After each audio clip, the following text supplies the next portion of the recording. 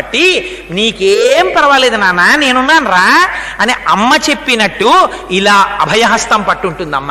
ఆ అమ్మని చూడగానే ఇలా రెండు చేతులు కైమోడ్చి నమస్కరించేయవలసింది. భట్టర్లు అంటారు అందుకే, అమ్మ ఇది ఎంత కారుణ్యం అమ్మా నువ్వు.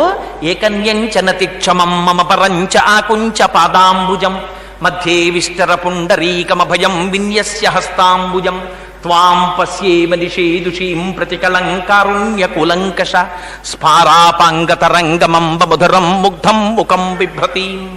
అమ్మా నువ్వు పద్మాసనం వేసుకుని కూర్చోవలసినటువంటి తల్లివా, అటువంటి దానివి నేను వచ్చానని అయ్యో తామరపూలు పట్టుకొచ్చాడు కొడుకు, నా కాలు కింద పెట్టకపోతే పాదం మీద పువ్వులు పెట్టడం కుదరలేదని బెంగ పెట్టుకుంటానని అమ్మ నా కోసమని ఒక కాలు కిందకి చాపి ఇంకా నేను అసలు నోరు విప్పి అడగక ముందే నువ్వు ఇలా అభయహస్తం పట్టేశావా.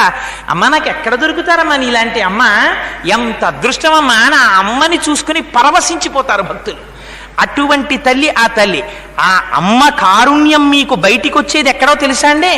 అన్నమాచార్యుల వారిని నా దృష్టిలో ముందు ఆదుకున్నవాడు మా స్వామి కాడు, మా అమ్మ ఆదుకుంది. ఎందుకని పొరపాటు జరిగితే దిద్ది అయ్యవారి హక్కును చేరుస్తుంది మా అమ్మ. ఆయన ఎంతమంది చేస్తాం ఆ దర్శనం.